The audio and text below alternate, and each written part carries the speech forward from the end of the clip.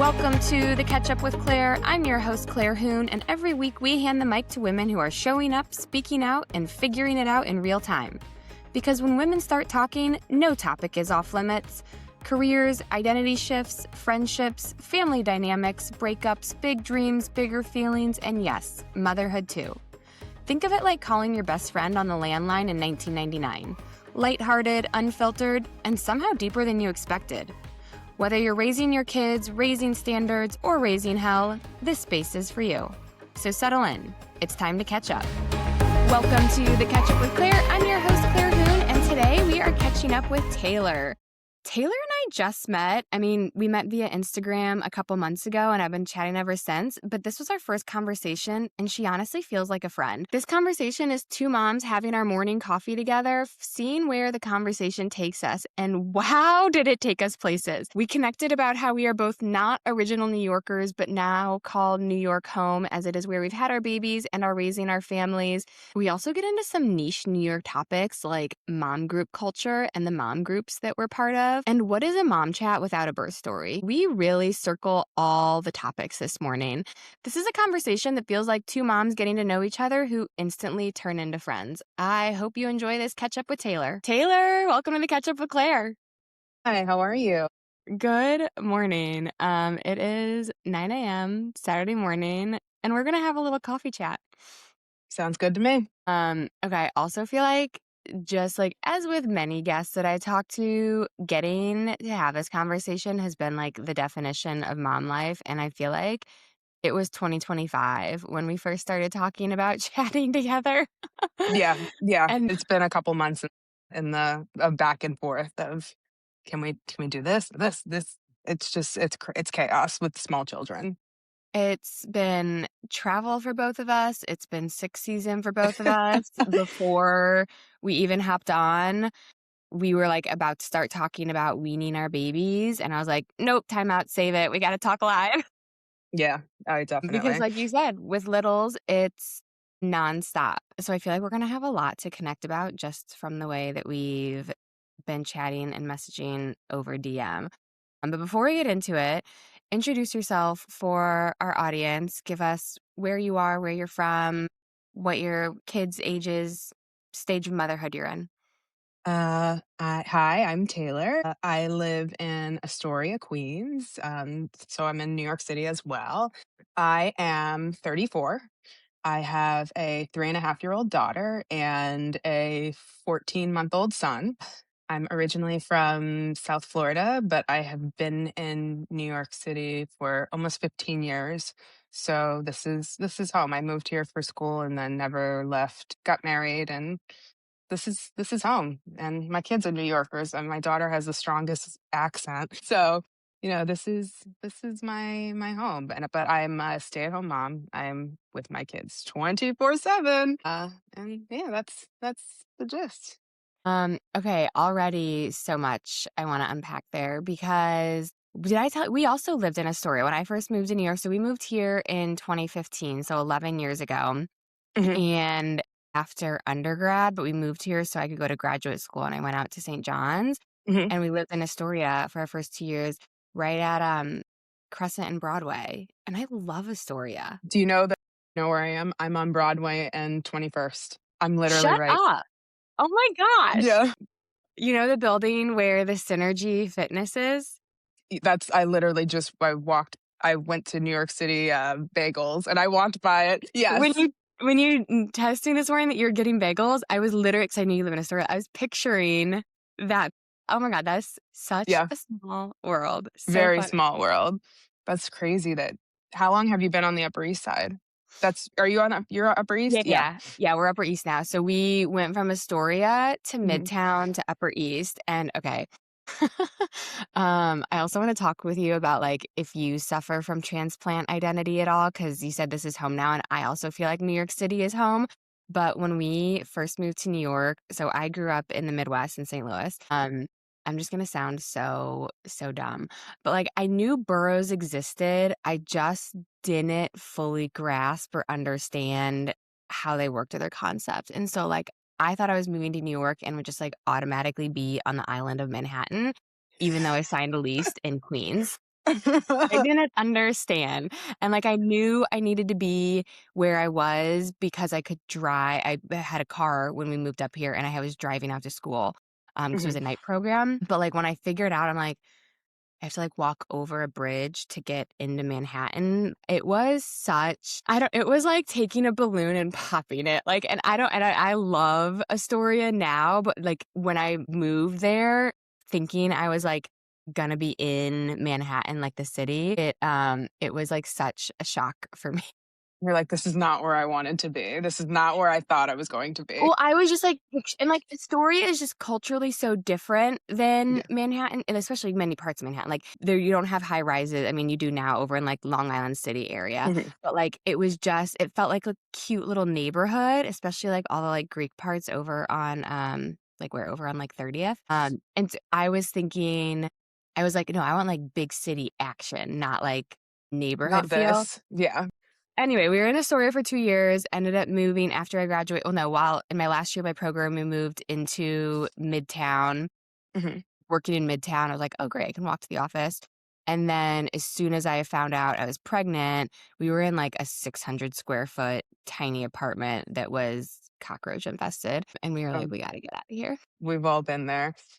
Yeah, I know. I was like, I've earned my stripes." It's a rite of passage. It Yeah, totally you was. you have to have an apartment with roaches. It felt like it was such a moment too, like, when we signed that lease, my husband, like, wanted nothing to do with it. He was like, "We are mo" and our apartment in Astoria was massive. It was 1 Of bedroom, course. but it was, like, bigger than our apartment is now. Mhm. Massive, so many closets, like, had so much space, but I didn't appreciate that having not it was, like, my first New York City apartment, so I didn't appreciate how big it was at the time, and I was just like, "It's not in the city." So, anyway, we moved to the city, I like, feel that. he did it very begrudgingly, and I was like, "I don't care, I'll live anywhere now just to be in Manhattan." God, it was so awful. Bite your tongue. Totally, totally. And it, like, had, like, this awful cockroach situation. It was so gross, but I was just like, "I won't admit defeat. I will not admit that." The kitchen was literally the size of the desk that I'm sitting at right now. Like, we had, like, 2 burners, like, basically mini fridge, half a sink, literally no counter space. I had to buy a chopping block and then Been found out there. we were and then we found out we were pregnant, and I didn't even know directionally again, like, this just tells you how out of it I was, how unserious I was about making New York City our home. Like, it was going to be such a temporary portion of our life that a broker took us to the Upper East Side because he was like, "You guys say you want 2 bedrooms, you can get a little bit more space for your budget up here." And I was just like, "You mean I'm now gonna have to take the subway to work instead of walking across town?" And we ended up signing the lease up here, but, like, I had no idea. I did not even realize, like, I don't know, that I was moving to the Upper East Side, I guess. It just was like, "Great. This is an apartment with a washing dryer that I can afford and has 2 bedrooms." So We've been up here since 2018. have you been in that apartment, or did you No, we've been in so many apartments. This is now our 6th apartment. So we moved to the first one, and then in 2017 while I was pregnant, and then we're there, and I like, compared to the cockroach infested apartment, I was like, "This place is majestic. I could live here for the rest of my entire life." It was a building on 86 right in front of the queue, and it's a massive building, Mhm. but it was, like, newly renovated. It had herring wood floors, like, it was Yeah. so beautiful. It had washer, dryer, and I was just like and on the 17th floor, I was like, "I'm living on the 7" I was just like I'm it living my was best life. what I pictured moving to New York in 2015, it was what I was picturing being Yeah. able to move into just 3 years later. Yeah. Um and so we were there, and then the pandemic, we were on an April lease cycle, Mhm. and we had signed a 2-year lease, and right when the pandemic was hitting, we were negotiating extending our lease, and they jacked our rent up, like, $600 a month, and Yeah. we were like, "Wait, what?" Like, again, not knowing anything that how they could Sounds do about all of right. this. And so we ended up moving actually into my parents' house in Florida because the pandemic had hit. It was a Where in whole Florida are your parents? they're in the Panhandle. They're in North Florida, Santa Okay. Rosa Beach area. My Do you know, like, mom's in I'm not too sure of that area. That's way north. it's way north? My mom's in Daytona Beach and my dad is in Fort Lauderdale. Okay. So, We were yeah, just down in, near Fort Lauderdale. Why can't I say that? Fort Lauderdale Lauderdale. for the winter break. Yeah, was gonna say it looked very pretty when you were down there. I wasn't hating it. But yeah, we've been all over. Yeah. So have you been in Astoria since you moved up here?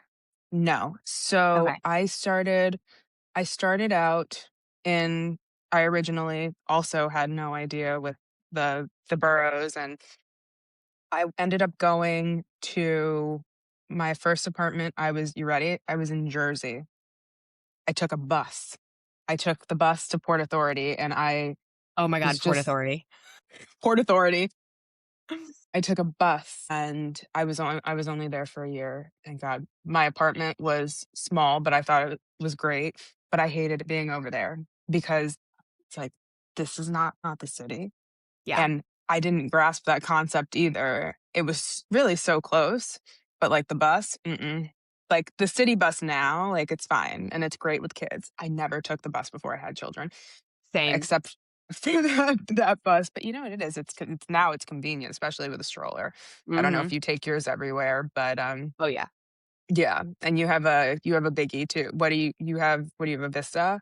We have the Vista. I call it my Cadillac. We don't It's own a expensive. car. Okay. We don't own So a car anymore, so yeah, it's stroller city for us. we have a car that we don't drive. We move it for alternate side parking days, and that's about it because both of my children scream bloody murder in the car. Nobody Can we likes also to. talk about alternate side parking? Because, again, when I moved What up is here, it? Like, what's the point? I didn't know. I mean, I guess it's to clean the streets, but, like, didn't know and just didn't even think to read. God, I, like, sound like such a dumbass. Didn't even think to read the street signs. So when we How moved many here tickets did you and get? like, almost $1,000 worth. Like, I didn't understand what was happening. So when I moved here, I moved in January because that's when the semester started, and Mhm, Zach and I were still dating at the time, so he was my boyfriend, but he didn't have a job yet, so he stayed in New Orleans and with his job mhm, while he was searching for jobs up here. So I moved mhm, up here alone. I had my car and like, and my program was a night program. So I was going from like 5 to 10 o'clock, and I would get back and there'd like obviously be only certain sides of the street would have parking open. And I'd be like, "You're right in front of my building. This is amazing." And then I'd wake up with a parking ticket. And I was like, why am I getting parking tickets all the time? And I finally, and they're like $50 each. And like, I had no money.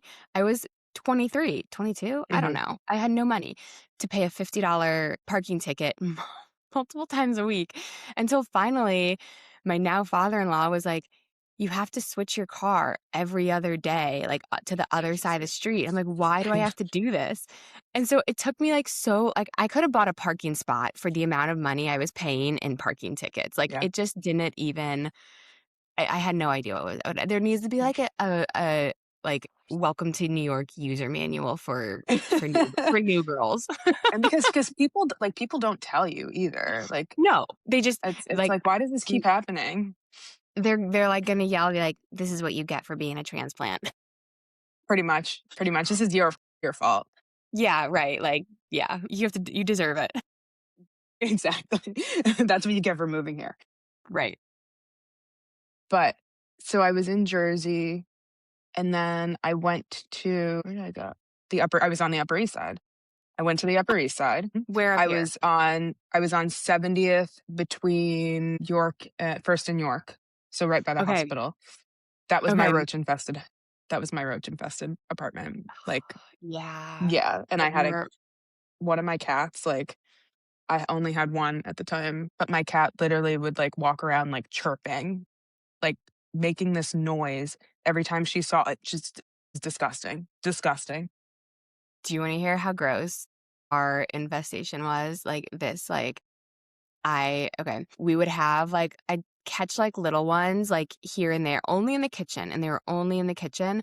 And I'd just kind of be like, and I obviously kill them and freak out every time. But like we moved from New Orleans, so like we had Matt there, we had them down there too. Yeah. And I wasn't like I've never been a big regular coffee drinker. Mhm. Always, I'm a nice coffee girl, Mhm. but we Yeah, had a me too. Keurig. And we were one day spring cleaning and I went to like move the Keurig and oh my God, this is like so disgusting. I opened the Keurig where you like go to put the pot No. in. Hundreds, like there were hundreds of cockroaches just like swarming in it. And I would die. I it's would making me die. crawl right now. I was like, "Get it out of here. Like, bag it and get it out of here." And he's like, "Well, we have to kill them before." And I was like, "I don't care what you have to do. I'm out." And like, actually, I was pregnant at that point because we were like getting ready to move out. And so I was like, "You spray the chemicals. You do whatever you gotta do. I never want to see this Keurig again, and I can't deal with this."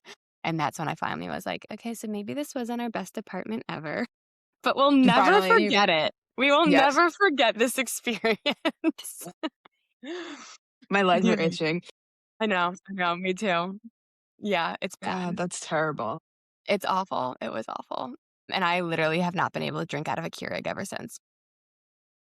I have one. I don't like hot coffee, but, like, it could be, like, in the negatives, and I'll be outside with an iced latte. Oh, and yeah, any day of the week. Mhm. So, was on the Upper East Side, grossest apartment ever, expensive too, it's like you Yeah. spend all this money and you're living with roaches. And then I went to the East Village. Again, not the best. It was What fun. was that? I feel like that is like where I feel like that's where people go first. They go like Lower East, East Village, like they go south and then work their way up. I'm okay to never live in the East Village ever again. Yeah, I could. Like, Yeah. my apartment was tiny and we had a courtyard. And this I wasn't with my husband yet, but we had a courtyard and there were rats in the courtyard. Yeah. Mm-mm. Yeah. Mhm. Yeah, I had never seen my god, like, I'm talking, like, large rats. Oh no, yeah, I know. They're like mini raccoons. So it was disgusting. It was disgusting. That was another not great. It was the same management company as my other apartment. Oh, no, it wasn't. But I don't know, I wanted to be downtown, so I went downtown because the Upper East Side was like I was single at the time. Yeah. I didn't wanted to go be in a fun part of town. I lived next to a bar, and that was fun. And, but it was like a pain in the butt, and I lived off of the L train. Mhm. And so you can't go anywhere on the L train. You can go to other subways, but yeah. Exactly. So everything was such a schlep. And Yeah. then I went to Chelsea, loved it there, but I was in a shoebox. I was Mhm. I was in a very, very small shoebox. And then I was on the Upper West Side, so I literally hit 4 corners. You have been Um, everywhere. yeah, and I loved the Upper West Side. Yeah, Upper West Side's so charming. But, so I was on the Upper West Side, and then that was when I met my husband, and then I let him convince me to go out to Long Island. I Wow. left, yeah. You Yeah, love and that that man. Wow. Is yeah, he from Long Island? yeah, yeah. Where in Long Island? He's from Malvern, but Okay. we lived in Merrick. We I ended only up know that from the train station. And also, like, just for anyone who's listening who's from Long Island, this is no shade. It's just for like girls who aren't from Long Island to move up to New York and then move to Long Island, like, it's kind of a big deal. Like, it's very different than I feel like suburbs anywhere else. I would not do it again. I wouldn't do it a first time, so I'm impressed that you So, um, I went to Long Island. I know, I loved him that much that I went to the suburbs. And so we bought a place there, and then I found out I was pregnant, and I was like, "I don't wanna live here." And this was during the pandemic. We lived in our house for, like, 18 months, and then I was like, I wanna go back to the city." So, we came back, and we've been in Astoria now since 2022, Okay. and we've been in this apartment, which we are growing out of, but a lot of stuff has happened here. I had both of my babies here. I had 2 home births. Um, yeah. I had, this is just I'm like sentimental at times. Yeah, totally. I had one of my cats passed away here. Oh, I'm sorry. I lost thank you. I lost my dog of 16 and a half years when I was pregnant with my son. Yeah, Oh, she passed here, but so I just feel like there's so much that's happened, like good, bad, so much ugly, life. but Yeah, just so but much life inside life. your walls. Yeah, Yeah. and, like, in this apartment, so it's hard to, think about leaving and going somewhere else, but we need more space.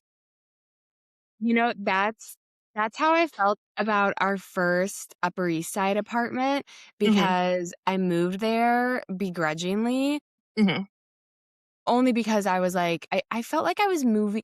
Again, I just didn't know. I felt like I was moving away by moving to the Upper East yeah, Side and not being able to like. The only place I ever went was to work, and I was like walking to and from work, and I could also like walk up to the park, which I didn't realize from this apartment on 86th Street. I could also walk to the park, just a mhm, different entrance. yeah, But we ended pregnancy in that apartment, had the mhm. baby, brought him home, had very severe postpartum depression, came out of Me it, and too. then yeah, brutal. Yeah, Don't yeah. recommend. But, No, like, not at had all. this whole, like what felt like life transformation kind of, like, new beginning of, like, phase of life, I guess, in this apartment, and Mhm, we intended to stay. Like, I was like, "We could have our 2nd kid in this apartment, we could put bunk beds in this 2nd room, like, it's the exact amount of space we need, we're mhm. comfortable, we can afford it, it has a washer dryer." Um, just, like, That loved. that right there, like, for people that don't live here, none of us have washer and dryers, and, like, in our And I apartment. hadn't had one. I hadn't had one in, like, 3 years, and I was like, "Look at me. I have made it." And I think the biggest part about it, though, Taylor, was that it was the first apartment in New York that felt like a home. Like, um, the other 2 felt kind of like college dorms. Like, even yeah, though they were apartments and, like, we signed leases when we were there for multiple years. mhm, The first one we were 2 years, the second one 18 months. It felt like very, like, transient spaces, like, we didn't really invest, like, we just, like, were carrying our furniture around, like, it was like we were making things do, but this one actually felt like a home, and maybe it's because we brought a baby home to that, and we intended to stay, like, we thought we were staying and renewing, yeah, and then our renewal our rent increase was so high, we just, like, literally couldn't afford it. And it was the first month of the pandemic, and so we had to move out, and, like, we had literally had to put everything in storage because you couldn't go see new places. Like, it was a very, very emotional, like, it felt like I just got my life back on track, and now you're, like, yeah, ripping it out. Like, it was so emotional, so I know what you're like, saying of, like, it's your home. So much happens there, and there's so much emotion in it. And it's actually kind of interesting. I haven't really felt that in the places we've lived since. Like, we moved into this beautiful apartment when we moved back to New York right before my daughter was born. And it was at the end of like the COVID rental deals. And so we got an apartment for like absolute dirt cheap. We had 18-month or 2-year lease, mhm. but it was in a big building on the 34th floor. They had just got renovated it, so we were gonna be the first Wow. people that moved into it. It was a corner apartment, and the Oh, 2 sides were all windows. So it was like it wasn't I floor to love a ceiling, corner it was like unit. it was halfway from the floor to the ceiling, all windows, 34th floor. Like, I could see planes landing at LaGuardia, at JFK, like, just the most beautiful views, and I was like, "How is this real life?" Like, I cannot believe I live in a place like this, and as beautiful as it was, it also just didn't feel like a home. Like, Yeah, it was big and bright, and beautiful and sterile. And like, I don't know. We Yeah. also thought it was going to be because we signed it when I was pregnant with our second. Mhm. We just had this assumption of like, this is going to be our last New York City apartment. We're going to have 2 kids. We're going to have to like go to the suburbs, find a place to live long term. Long Um, Island. Literally, oh my God, we spent 7 months. We looked everywhere. We looked everywhere. And we were also like, we're just never going to be able to afford to buy a place in the city. We looked in Long Island. We looked in Jersey. We looked in North Carolina, Washington, D.C., Philadelphia, New Orleans, Florida, you name it. Like this half of the United States, we looked in it. And then we were like, well, actually, we're just going to keep signing leases in New York because we can't decide where we want to live. And then we found the place we ended up buying and renovating it. But it's weird. Like the feeling of home, I don't know. It's hard. I feel like because New York is such a transient place, like it's hard. Like even when we bought this, we were Mhm. like, we know this can get us to middle school. We will be stretched and we are going to feel tight, but like it's not going to be a place that we live forever because we're Mhm. going to outgrow it. And everyone is like, people make things in New York. I'm like, I know people, we could make it work, but like, we are not going to make this work because it will be so uncomfortable. Like, Mhm. it's not realistic. So I feel like it's kind of hard to get that traditional sense of like home feeling in the place that you live, knowing that it's like not forever. I don't know. My husband and I talk about it all the time because like Yeah. we both have childhood homes that we Yeah. lived in our entire lives. Although like my parents were divorced, but like so I have like 2. But our kids have like my son has lived in 5 different places and he's 7. And I don't know. It's just like a New But York thing, I guess. it doesn't bother them. No, It's not like at all. I feel like it bothers us more to like think Because they about don't like know. yeah, yeah, it's what they're used to, and it's like it is what it is, like, okay, we're gonna go to a new home every couple years, but, no, everything is just so, so, so expensive now. It's Like crazy. like untouchable. The city is so expensive, and, like, even just buying, I don't know if are you in the Moms of the Upper East Side group on Facebook? Yes, I Please, am. please, I was gonna say my goodness. Oh, I It's like love it. it's my daily dose of drama. And I actually can't even read it daily. It's like weekly now. And Mhm. it used to, were you in the old, what was it, Upper East Side Moms or Upper East Yeah, Side Mamas? Okay, so the yeah, 2. So I was in the original one, which like mhm, still exists yeah, before shit hit the fan on it. And then when the new one was created, I joined this one. And the old one, genuinely, I don't know when you joined it, but I joined it. Someone at work recommended it to me when I was pregnant. So I was like, I don't know what to do. And they're like, oh, like join this group. They like tell you everything. And so I was like getting like product recommendations. It's how I found out about Up a Baby and the strollers. mhm, It was like, it felt genuinely helpful back in the day. And occasionally there was drama, or maybe I just wasn't attuned to it back then. I don't know. mhm, And then during the pandemic, like all the drama really started with that mhm, group. And then this yeah. group, it has just felt like snark from the beginning. Like, and now that everyone is only anonymous in it, it's I like, hate the anonymous, like, I think yeah. it's a great feature to have, but my good nobody posts, like, as themselves anymore. And I feel like it's so hard to actually get anything because even if you post something so benign as to like, where should I go get my hair done in the neighborhood? Inevitably, someone will yell at you about it. Like, you're going to get your hair done and spend $600. You don't, like, they will find a reason to be mad at you for whatever you post, like, no matter how inconsequential what you're posting is. Yeah, And then like people obviously post just to like be controversial. But I'm like, can we have a real group and a yeah. drama group? Like there's some things that like I really do want to know. So, I chipped my tooth when I was in Florida. I posted about a dentist because I need to get my veneer fixed. I still have yet to do I got recommendations for a dentist that charges about $5,000 a tooth. Mhm. And What? won't just do 1 veneer. That's insane. Wait, do you remember was it this group or was it the Upper East Side group? The drama with the lawyer? No, what happened? Oh my gosh. Okay, so like I also think it's funny, but it's like um because I would always be like telling my mom, I'm like, oh, like my mom group recommended this. Or like, cause like there is sometimes quality stuff, at least there used to be. And I'm like, it's for divorce, Botox, and product recommendations. Like that's what like join the Upper East Side moms, and that's what we're talking about. Yep, yep. But if someone like all the time people would be like, I need a great divorce lawyer. And there'd be like one lawyer that everyone always recommended. And then I know someone who you're talking about too.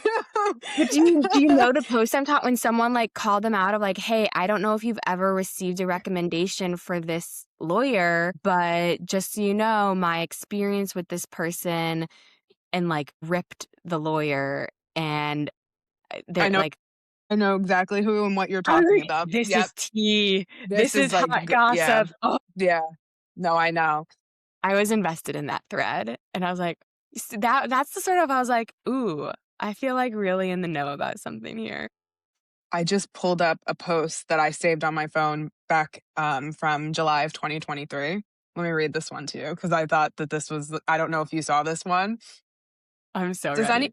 Does anyone know of a slim fit diaper? My first son was svelte and looked good in a normal diaper. However, my second son is a little more chunky. We still love him and thinking something more slim would be better.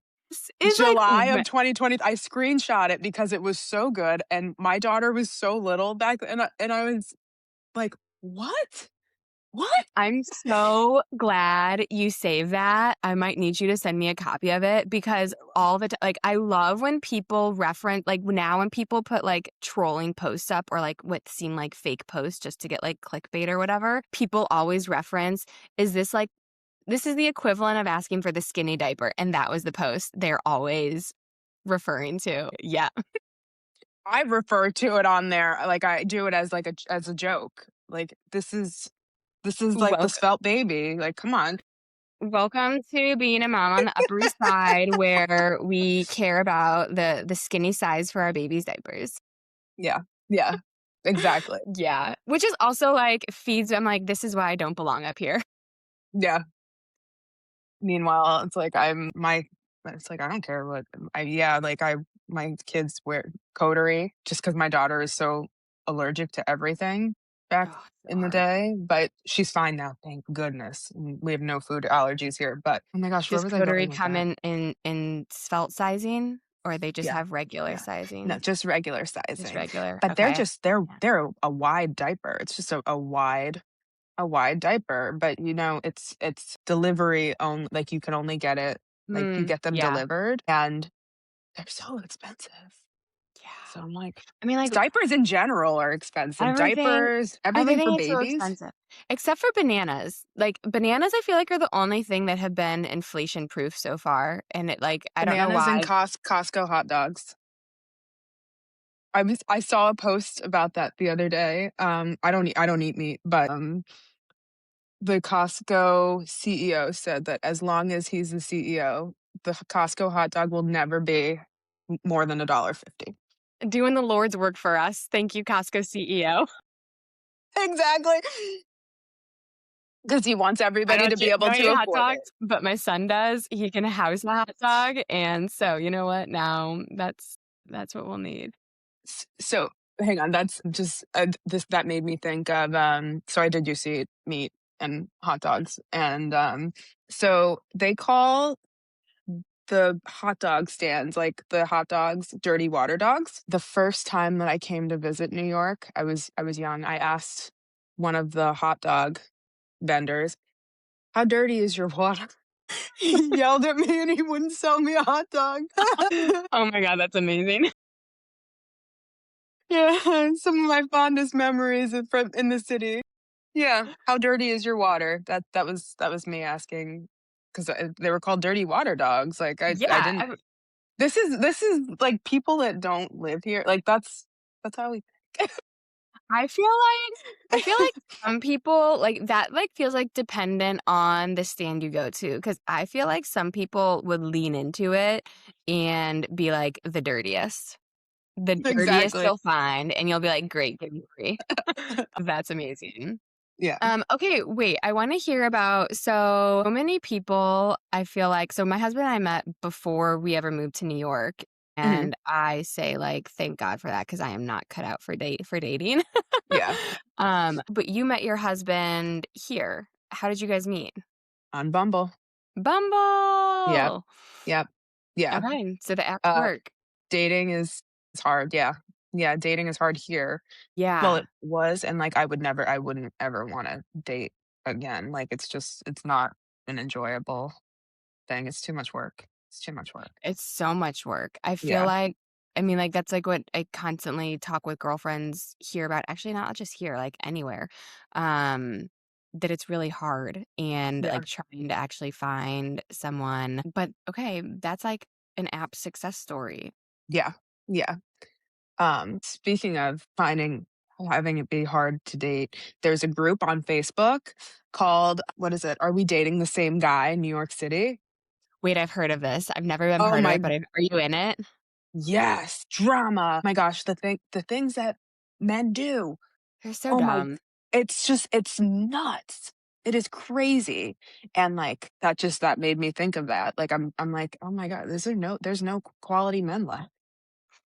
Truly. I was actually just talking about this with my husband last night, not dating, but I forget why it came up. He was talking about like guy friends versus girlfriends because I have my episode coming out this week is female friendships and like how it's hard to find I feel like female friends and especially like mom friends. And he was saying he was like, yeah, with guys, like it's just like I don't know, like, you watch sports and drink beers and I'm like, "Yeah, like, it's just not that deep." Like, you guys are just very, like, Yeah. here, and girls can go, like, way up here. Yeah. And he was Yeah. like, "What do you mean?" I was like, "Don't take it the wrong way. You're just like a golden retriever." And, like, everybody loves a golden retriever, but, Mhm. like, sometimes, like, girls can be, like, a Rottweiler or, like, a Chihuahua or a Yeah. Golden Doodle, like, we can be We a are lot of literally a different breed. Yeah, exactly. And, like, it's fine to just be a golden retriever, but I don't know why I brought this up because we were how that came into my brain, but because, like, what are men? Yeah, I wouldn't be cut out for dating these days either. Yeah. Yeah. Especially like with children. Oh my god. Oh god, no. Um, okay, also, I'm not gonna be able to let this part go since you said it. 2 home births. Was that the plan? Were the home births the plan, or, like, things happened so fast and furiously, it was like, "Oops." No, no, no. So when I found out I was pregnant with my daughter, I don't wanna say I didn't want children, but, like, I didn't want children, and, then life happened. But when I was pregnant My first was a surprise pregnancy, so, like, no pretty much, judgment. yeah. Yeah. Exactly, exactly.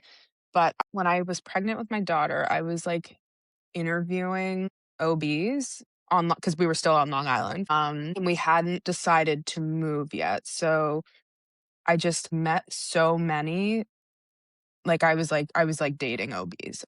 Yeah. And I just didn't love the care that I was getting from them, and so then I switched to a midwifery practice out on Long Island, so it was out in Stony Brook, like, and if you look I was gonna use the Stony Brook midwives, and I was with them for a couple months, and they were wonderful, but when we moved here in May, and I had gotten really sick, and so Mm. then they wanted me to go to they have, like, a hospital that's only for pregnant women. So, like, a portion of the hospital so you're not around, like, the regular sick people. So Was that in the city, or was that still out Long no, Long Island. Okay, It okay. took us 3 hours to get there, Oh my gosh. and I was like, "I can't be in labor and have us driving," and this was, Yeah. like, a late afternoon that my husband had to drive me out there. And it took us, like, 3 hours to get there, and I was like, is not gonna work." And so I had hired a doula, and she was like, "Would you consider home birth?" Like, she had brought it up, and my husband was like, "No, no, like, we're not doing that." And I was like, "Let's just interview a few midwives." And so we interviewed 2 different practices. Neither of us clicked with the first one, and he was like, "I'm not on board with this." And then I was like, can we interview a couple more?" Like, because I wanna find somebody, and I couldn't. I was, like, 20 something weeks at that point, and I couldn't find a midwifery practice in the city that, would take me on, because they like to start seeing you, like, right, Early. like, Yeah. and so, and there are very few hospital midwives in the city as well. Mhm. So then we interviewed another set of home birth midwives. I clicked with one of them. My husband clicked with the other one, and he was like, "All right, fine." I let him ask his questions and have his anxiety. And I was like, my body's gonna do what it's gonna do, and like I'm gonna trust it. And so, yeah, no, so I planned that. And yeah, so then I had both of my kids at home, and I used the same midwifery practice a second time. The second time, Like, for the first one, expectation versus reality. Like, what was your expectation, and then how did it go? um, my expectation was like I just wanted everything to be perfect and fast and nice and manageable. It didn't feel manageable at the time, and I will say, when you don't know what to expect, like, so I had to do, like, a home birth class. Like, they made me do, like, a course on home birth, so I knew what to expect. But I just I didn't expect for contractions to be so painful and unmedicated, and I felt like it was long, and I was glad that I got to have it. It was a lot. It was a lot. Mhm. Having an unmedicated long birth is a lot. It's a lot. Did you consider doing it differently and going to a hospital setting, or after you did the first time you knew you're like, "No, I wanna do this No, again?" so I had my daughter. I'm just again, I had my daughter at 37 weeks and 3 days. I went into labor So you went naturally with her. early. Yeah, Okay. so that was natural. With my son, I had to be, I guess, the equivalent of induced, because he wasn't growing. He wasn't. I had IUGR.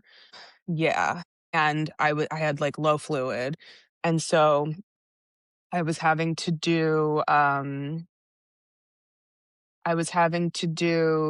like, non-stress tests, Mhm. and it was just very, very, very stressful, like, very stressful. Um, and so I almost had to be transferred out. Um, and basically there's a very, like, strict, like, set of guidelines that have to be followed. Otherwise you get ruled out of home birth. Mm.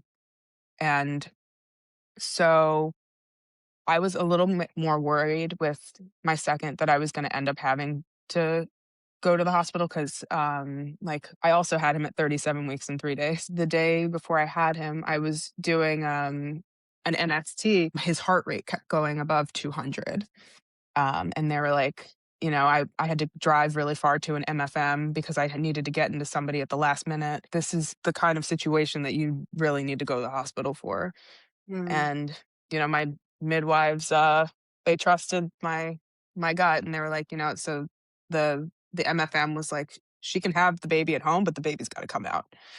And so I had to go in a matter of 24 hours. I got 4 different membrane sweeps. I don't know if Oh you've my god. had one, but Oh, yeah. Oh, yeah. yeah. And I had to drink castor oil twice. So, yeah, because my son he wasn't ready to come out. Uh, yeah, so it was a little bit traumatic, and he was only 5 pounds. Oh, baby. It Yeah, was and now healthy? yeah, he was fine. Good. But, it was just it was a lot more stressful, and I literally was walking the stairs in my building pretty much, for a couple hours at a time with my doula just because whenever I would sit, my labor would stop completely. Mhm. And so, it was just very prolonged and painful, and my 2nd labor and birth was much more dramatic, which if you met my kids, like, it tracks. He was smaller, but it was a much harder labor. I think it was probably because he wasn't ready, but Yeah. I will say I pushed both of my kids. My daughter came out I pushed for 9 minutes. With my son, I pushed for 1, and he was That is so interesting. So I always wanted a, sort of medicine-free birth. Did all of them in the hospital. Mhm, Um, and I really wanted that experience. Like, I'm so curious, and I've always wanted to, like, talk to, like, an OBGYN or, like, midwife or someone about this, but, like, I feel like my body just, like, doesn't go into labor. Like, I did everything, yeah. like, everything you listed, the acupuncture, sex, drinking all the things, curb walking. When we had my daughter, I lived on the 34th floor. I walked up and down those stairs all day, like, trying to get these babies out. All through oh, This is Coco.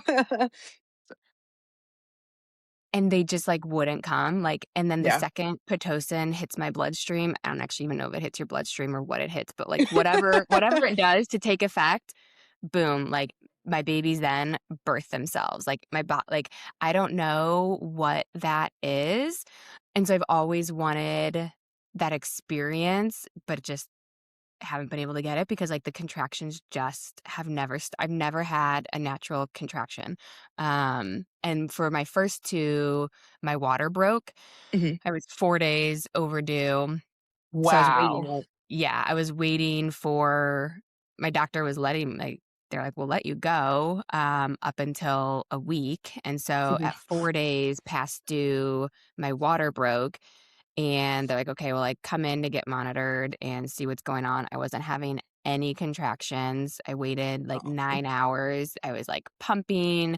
Um, we couldn't do All the other things. things. I was literally doing everything, and but they were like, "You can't have sex because it's Your water, broken." yep, Like, yeah, yep. water had broken. But I was, like, sitting on my ball, pumping in the hospital, like, literally doing anything I could and just nothing. So they did Pitocin, and baby came in a couple of hours, but Did I you get an didn't epidural any of the times? I did. I feel the first time, I just feel like it's one of those things that I didn't know what I didn't know, and Mhm, we went to a, um we went to a birth class mhm. by a doula to try and learn like, I read, Ina May Gaskin's book about, Yep, like, the yep, women so who did go I. to I was Taylor, I was so bought in. I was like, "Take me to the fucking woods. I will birth this baby like, I will go." Yeah, I yeah, was so I was like, "But let me do it in a hospital." yeah. And so we went to, like, the natural birth classes. I was so like, "I've got this. I can do it." She told us everything about, like, these are the signs to look out for. These are the interventions, and this is how it cascades. And I was like, "I've got it. I've got it. I can do this. Like, I can program manage the shit out of this birth and get the natural birth that I want." Spoil alert, I could not. My water Yeah, broke. it's yeah. It's really ha and at the first one, they were like, "We need to start." I don't remember why, but they were like, "We need to start Pitocin right away," and I had forgotten. I was like, "Can we wait a little bit?" And so I was like, "Okay, we start Pitocin."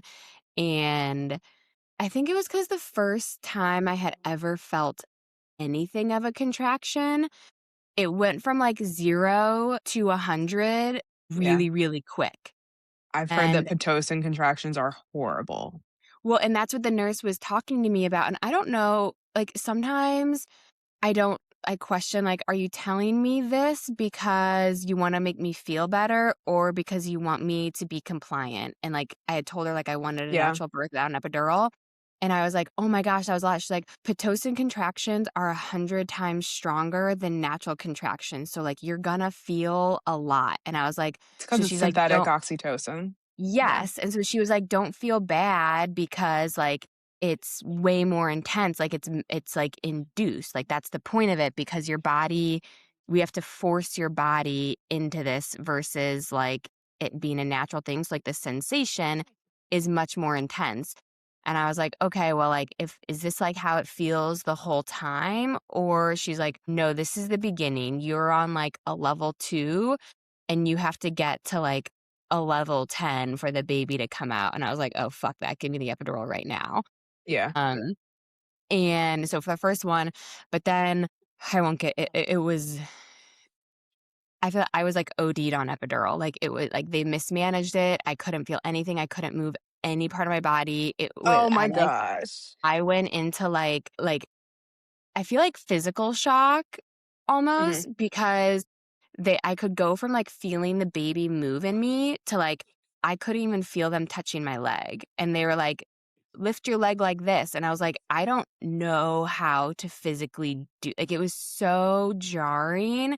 I feel like it really cascaded into a negative experience very, very quickly, and then Yeah. for my second birth, I was so determined to not have that happen, and like, everyone always tells you birth never happens the same way, and so I was like, Mhm. "Okay, well, like, I already had that." And also in my first pregnancy, I, like, was so anxious about my water breaking in public to, like, the point my doctor said to me, she was like, "That never happens. Like, what you see in the movies happens Yeah.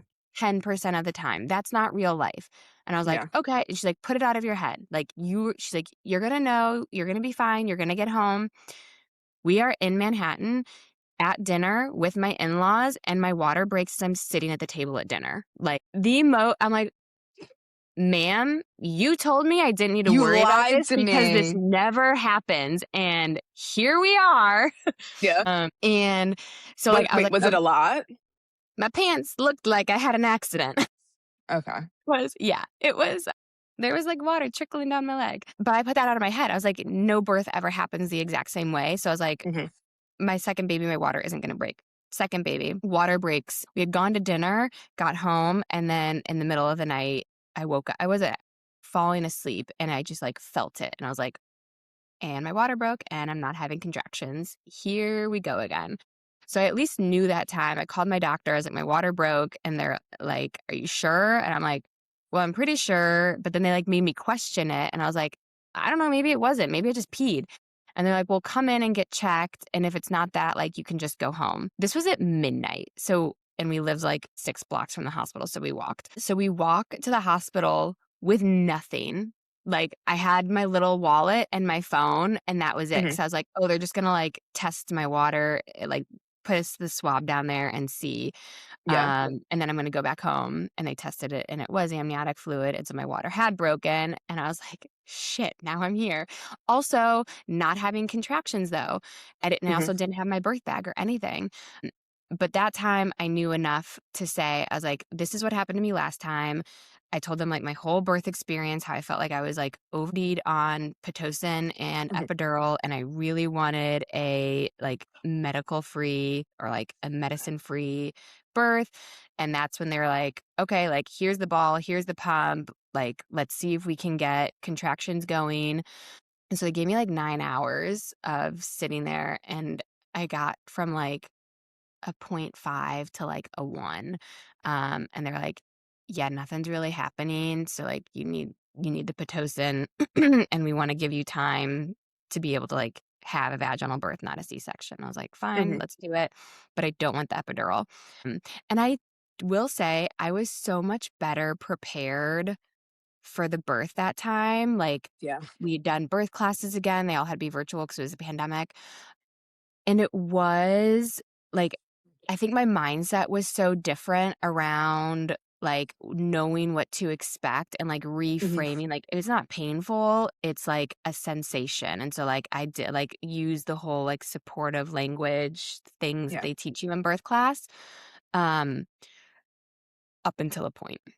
And that point was um we um how did this go down? All I remember was being on all fours on the table and the nurse coming in and being like, I don't know. They wouldn't check me. That's what it was because Mhm. my water had broken. And I was just, and she was like, I had gone, it went pretty quickly. Once they started Mhm. the Pitocin, like it escalated maybe over like 3 hours to where I was Yeah. like, baby, like this is happening. But they wouldn't check me. Mhm. And so I was like, I need a break. Like because I'd like, been up since midnight, like all day at that point, like over almost 24 hours. Yeah. Um, and then It's in labor, exhausting. it was that's what they don't tell you. Like you need to go in to like labor so well rested, well fed, hydrated, Labor because is labor. it is so much physical demand and work. I was Anyway, sobbing going up and down the stairs in the middle of the yeah. night because I was so tired, and I was So tired of having contractions And with my that's what I was second. like that's where my breaking point was with this one, where it was like leading up to this point, the contractions were really, really intense, but I was like hovered over the bathroom sink, like head in my hand like this and like closing my eyes for even just 10 seconds. And then I'd feel it come on again and I'd like sway and do the things. But when they were coming so quickly, I didn't have that like 10-second break You don't and I get the felt like I break. couldn't even like catch my breath. And so I was like, I just need a break. And so Yeah. I was like, get the epidural. And by the time the anesthesiologist came in, the nurse had like helped me move to the table and like they had to like kick my husband out. And so I was on the table on all fours and the nurse was on one side, the anesthesiologist was on the other side, and I am just like heads down, just like trying not to like just trying to focus basically. And I hear the anesthesiologist say to the nurse, like, did you guys check her? Like, I don't think we have time. And the nurse was like, put it in now. And like, I was just didn't even have the capacity to be like, well, can we check me? Like, can someone like check to make sure? Like, how close are we? They're like, can you sit still? And I was like, I can do whatever the fuck you want me to do. Like, just make it stop. They give me the epidural.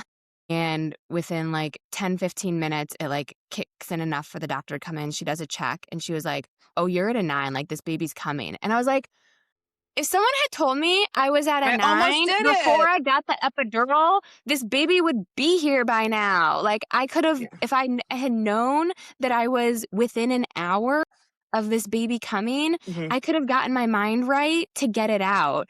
But you guys had me convinced I was going to be doing this for another 12 hours and I needed a I nap. don't know. I don't know how you sat while you had how were having contractions like that to get the needle in your back. Okay? Like, You just like, hand I don't, ugh, oh You my do. god. You have to, like, I don't know. It was like I don't know. I feel like birthing women are so incredible. You just like go to this other place that, like, Oh, yeah, that pain is excruciating, and I'm sure it's, it was, and then you had to sit? I can't imagine because I feel like the only thing that helps is, like, movement. yeah, that was the It's hardest like part. a And distraction. that was the thing is like I couldn't be in like a standing or seated position. Like I needed to be bent over. So like in the bathroom, I was like hurtled over the Yeah, sink. And like when I was in the bed, I was like on all fours, like resting my head against, they like had to put the hospital bed up. Cause like I had like the gravity, I needed it to like pull down. It was, yeah, yeah, yeah, I uh, couldn't stand up or sit. Like, I yeah. was like I was at an angle. Yeah, and then you did it Um, a 3rd time.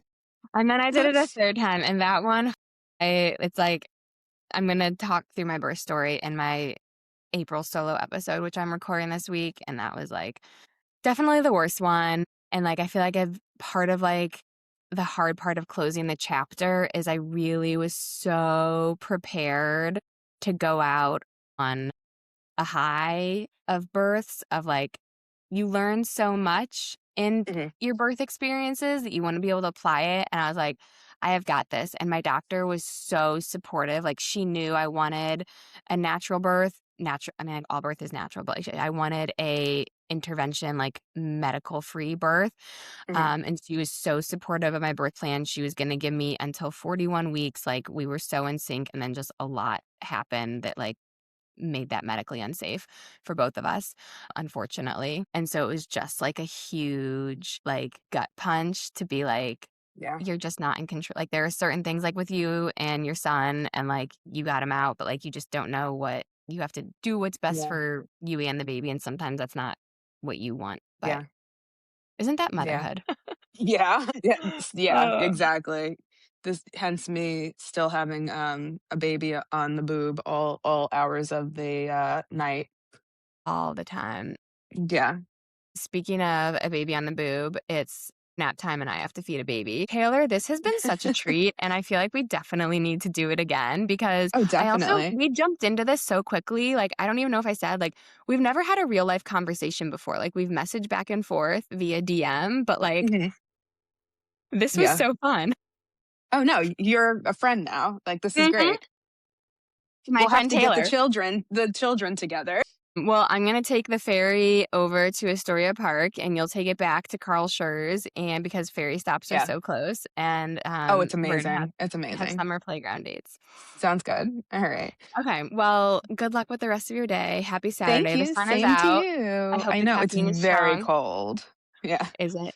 it's Okay. cold. It's a cold Saturday. Yeah, At we're least it's back. not raining or snowing, but I know. Yeah, I'll take that. I'll take that. okay. Talk Thank soon. you. Bye. Sounds good. Bye. I hope you enjoyed this episode of The Catch Up with Claire. If you did, I would so appreciate if you subscribe, follow, rate, and comment wherever you're listening from. Share it with someone else you think might enjoy listening. This is how I can continue to have these conversations and bring these conversations to you.